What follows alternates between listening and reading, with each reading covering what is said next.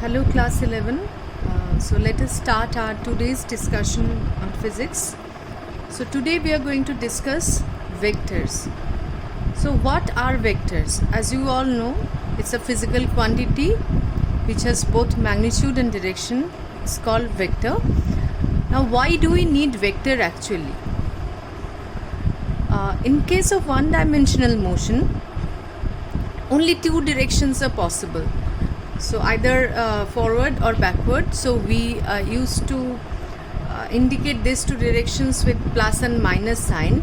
But as we discuss the motion, the general type of motion in a plane, there are many directions possible. It can be in this direction, this, in a number of directions are possible.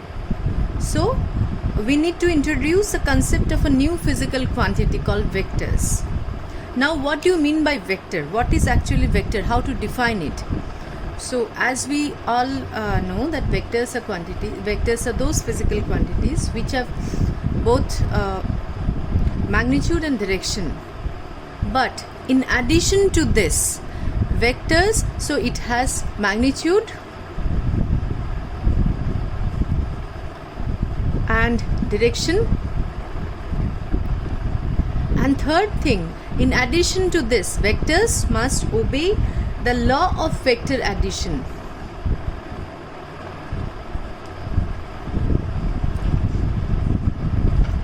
If they obey these three things, then only we can call it a vector quantity.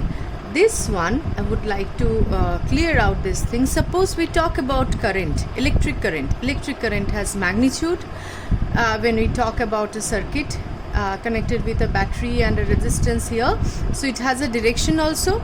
Suppose in a junction current is flowing like this, in a particular electric junction. So current is coming, I1 current is coming, I2 is coming, and here I3 is going. So in this case, we simply add these two currents here, and we are not obeying the vector's law of addition. Current has both magnitude and direction, still it is not treated as vector. Why? Current only the algebraic addition is done here. Simple addition is done here. I1 plus I2 is equal to I3. So simple normal addition is done here. So current is not treated as vector quantities. So we call those as vector quantities if they obey the law of vector addition. Now what is law of vector addition? We will come to it later on. First of all, we will define few types of vectors first. First of all, we'll discuss how to represent a vector. A vector is represented with a straight line with an arrowhead. Okay, suppose we want to represent 10 km per hour. So we choose 1 centimeter as 1 kilometer. So 10 times this will be 10 km per hour. 1 centimeter equal to 1 km per hour. Then 10 times this will be 10 km per hour. Like this. Now vector comes with a straight line with an arrowhead. Now different types of vectors we need to understand. So first of all comes position vector.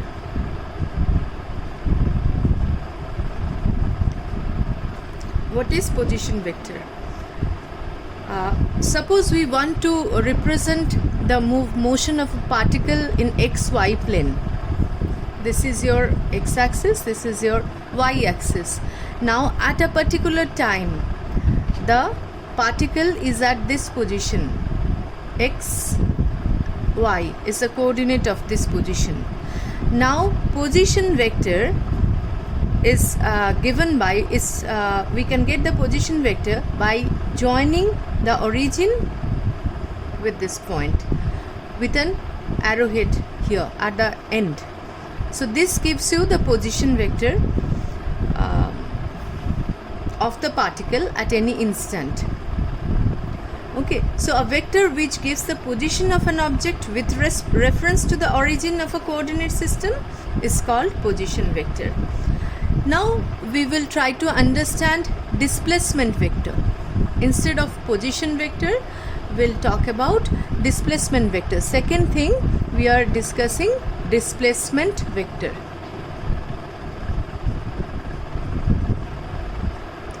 So in the same coordinate axis, we'll try to find out the displacement vector. Suppose the particle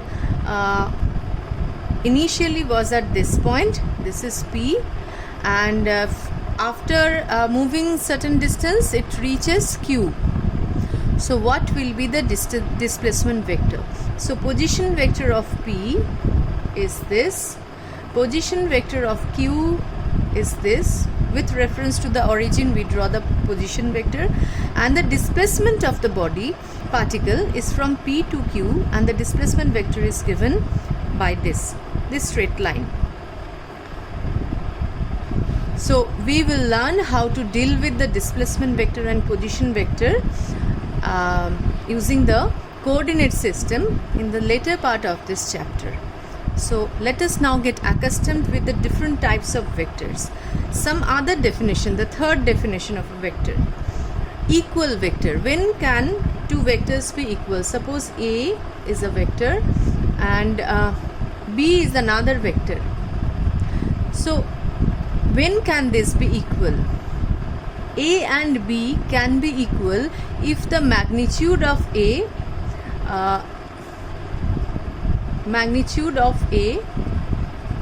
equals to the magnitude of B. This is the first criteria. Second criteria is the direction must be same. Direction of A and B must be same.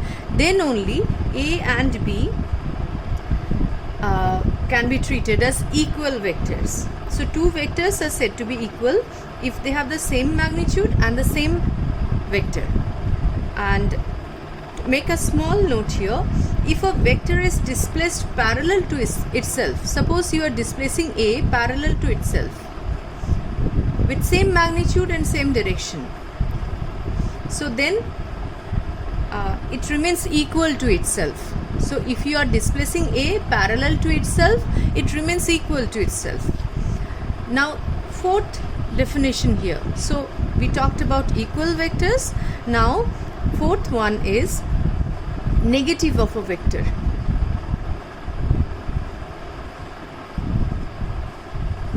So if this A is a vector, B will be treated as a negative vector if and only if B has the same magnitude but the opposite direction.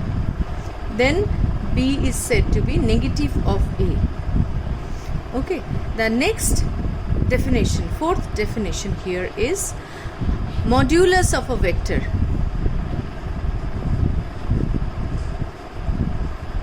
Modulus of a vector. So what is the modulus of a vector? Modulus of a vector means the length or the magnitude of that vector, and it's written as modulus of a vector is mod A, or simply you can write A. You don't have to put the arrow. So one important thing while writing a vector, you must put arrow on top of it. Okay. Now if you are writing the magnitude or modulus of a vector, then no need to put arrow. Either you can write it in this way or this way. Simple. Now fifth definition is unit vector. What do you mean by unit vector? Unit vector is a vector of unit magnitude drawn in the direction of a given vector. Suppose A is a vector in this direction. If a vector has a magnitude of 1 and it has the same direction as that of A, this will be called as unit vector, and we write it. This is A cap. A cap is treated as unit vector. Unit vector in which direction? Unit vector in the direction of A. Now how to find out the unit vector in direction of A? So A cap is equal to A vector divided by the magnitude of A, or A vector by A. This is a unit vector.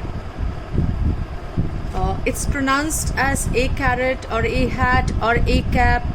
Okay. Now another definition, the sixth definition, is fixed vector.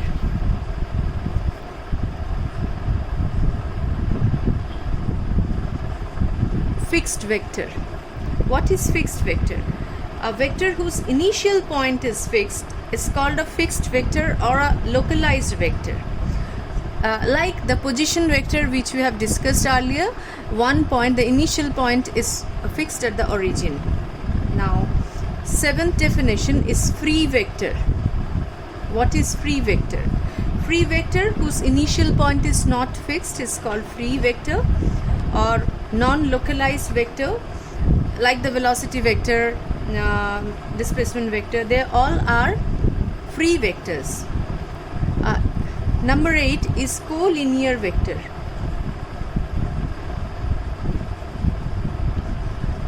What are collinear vectors? The vectors which either act along the same line,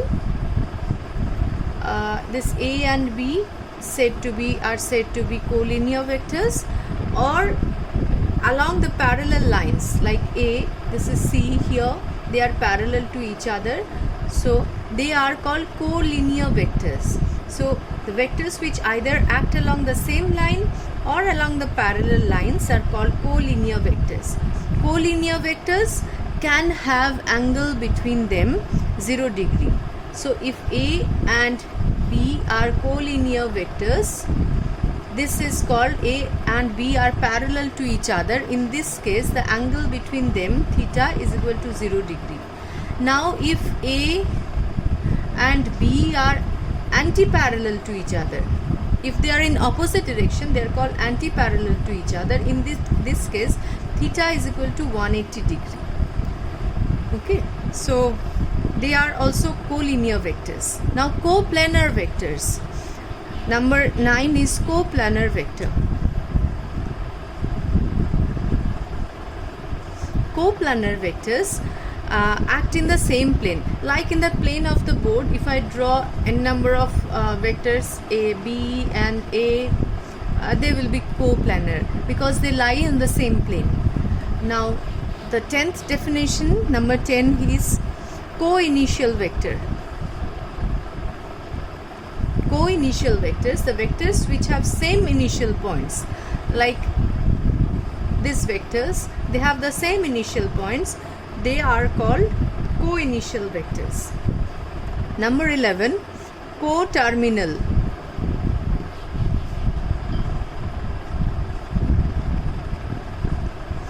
Co-terminal vectors which have the common terminal.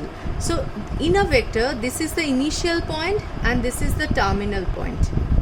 So if the terminal points of the vectors are same, then they are called co-terminal vectors. So these are few definitions related to vectors, and one more thing left here, without which these definitions are incomplete. That important definition is zero vector or null vector. So now we know that what is meant by negative of a vector. So A is a vector and B is also a vector in the opposite direction, such that B vector is equal to minus A. This is negative of a vector. Now if we add A and B, what is the value of A and B? So we are adding these two vectors, A plus B. Because B is equal to minus A, we get A plus B is equal to 0.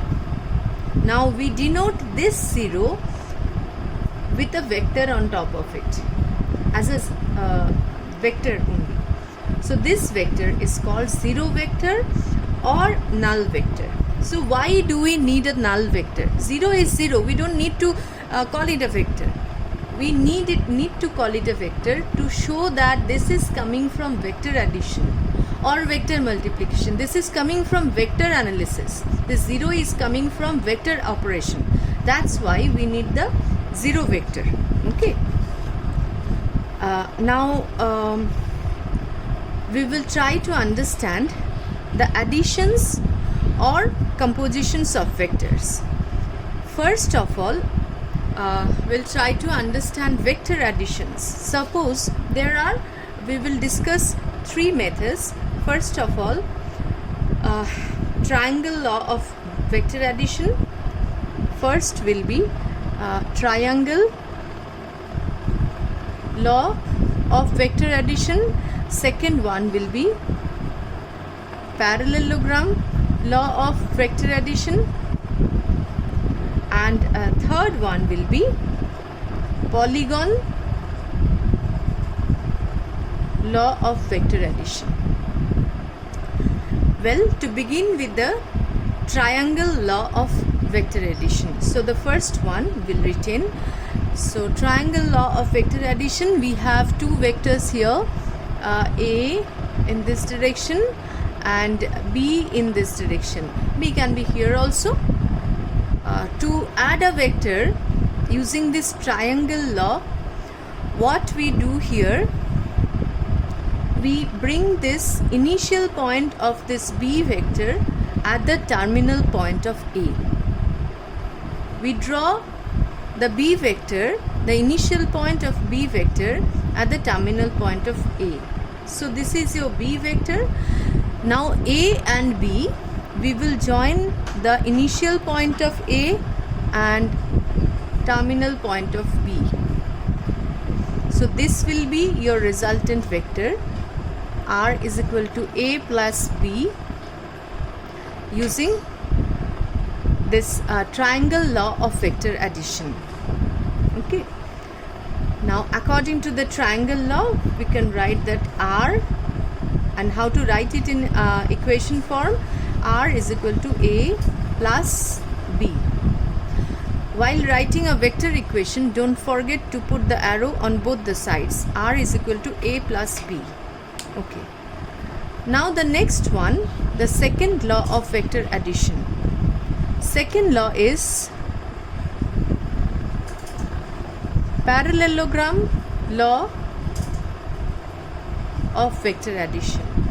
Here what we do is, we have the same vectors A and B. This is A and this is B. Here we bring B, initial point of B, and coincide it with the initial point of A. So we draw B here, coinciding the 2 initial points. Now we draw a parallelogram using A and B as 2 sides. Now starting from the initial points, the common initial points, we join and draw the diagonal of this parallelogram. This will give you the resultant. So R is equal to A plus B. Now one thing to remember here, whether you are following the triangle law or the parallelogram law, the resultant remains same in both the cases. There are these are just 2 ways, but we reach to the same result only. Now so far we are discussing 2 vectors. If we are having more than 2 vectors, then what to do, how to add up these 2 vectors. Suppose we have a vector A here, B here, like this, and C like this. So how to add up if we are having 2, 3, 4, 5 vectors? So using the third law here, parallelogram law of vector addition, using the polygon law of vector addition, we can find out the magnitude. So it's how to do it. So we draw the first vector here, A, then at this terminal end we draw the initial point of vector B, then at the terminal point of B we draw the vector C here, and if you are having fourth vector, you can add and join this fourth vector here, and starting from the, we'll draw a line starting from the initial point to the terminal point here, and this will be the resultant. In this way we can find out the value of n number of vectors here. And one more thing to add here, whether you are drawing A first or B first or C first, it hardly matters, you will reach to the same resultant value. The resultant vector will be same if you change the order even. So this is the polygon law of vector addition. Now vector addition is commutative, has a commutative property, like that's what we have discussed right now. A plus B is same as B plus A. Okay, and it's associative also, it has associative property also, like A plus B plus C is same as A plus B plus C. Suppose you have three vectors, we can find out the resultant of three vectors using parallelogram law also. So like first we'll draw the triangle method also. First we draw the A vector, then B vector. The resultant of AB is this R1. With R1 we draw C vector and find out the resultant of R1 and C. So this is the final resultant. So this means R1 is A plus B, and we are adding C to A plus B and reaching the resultant vector R. So whether you are adding A plus B first or B plus C first, the resultant will be the same. So it follows the associative property. Now we'll learn in detail the analytical method of vector addition. So analytical treatment of vector triangle law of vector addition. So first, before we go to that, we need to know what is the angle between two vectors. Suppose this is A and this is B vector. What is the angle between these two vectors? How to find out the angle between these two vectors? So we place the initial point of this B vector here. If we are drawing it in the form of parallelogram method, so the angle between A and B is this. Okay. Now if you are following the triangle law of vector addition, if this is A, we have to put B here. In this case, the angle we can find out. Students often make mistake here. The angle between A and B is this one. The direction of A, the angle between two directions. Actually A is going in this direction. So direction of A is this. Along with the direction of A, the angle between B, this acute angle between this direction, not the obtuse angle, of course. So this direction here, I'm talking about, this is not the angle between A and B. This should be the angle between A and B. The direction of A and the angle of the direction of B. Now we'll try to understand the vector law of addition. So triangle law of vector addition. So we draw R here, we drop a perpendicular here. This is our resultant vector. So as you can see, this is a right angle triangle. So this one is B sine theta and this one is B cos theta. Using Pythagoras theorem to this triangle O, Q, P, and let's say this is N.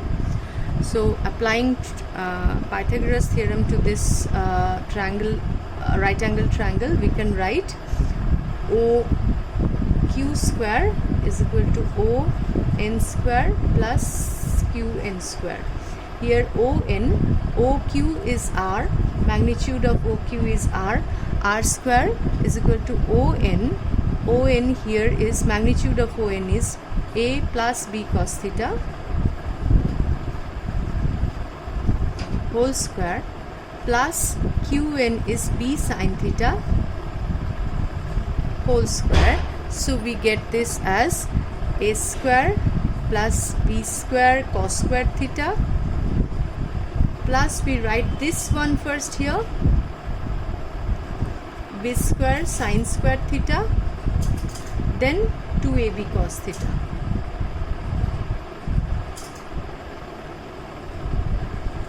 So this 2 will apply this trigonometric identity, and this becomes b square, and so we get a square plus b square plus 2ab cos theta. So the resultant of two vectors, this is one important formula you need to memorize. R is equal to root over a square plus b square plus 2ab cos theta. What is theta? Theta is the angle between A and B. Theta is the angle between the directions of A and B. Now, as we are talking about the resultant vector is incomplete without defining its direction. So let the direction of R with A be alpha. Then how can you find out alpha? We can find out alpha like tan alpha is equal to perpendicular by base b sin theta by a plus b cos theta. If you are asked to find out the angle of resultant vector with b, so if you look at this, we are finding out the angle of resultant vector with a, so we are writing here a. So if you are asked to find out the angle with b, so tan beta will be a sin theta by b plus a cos theta.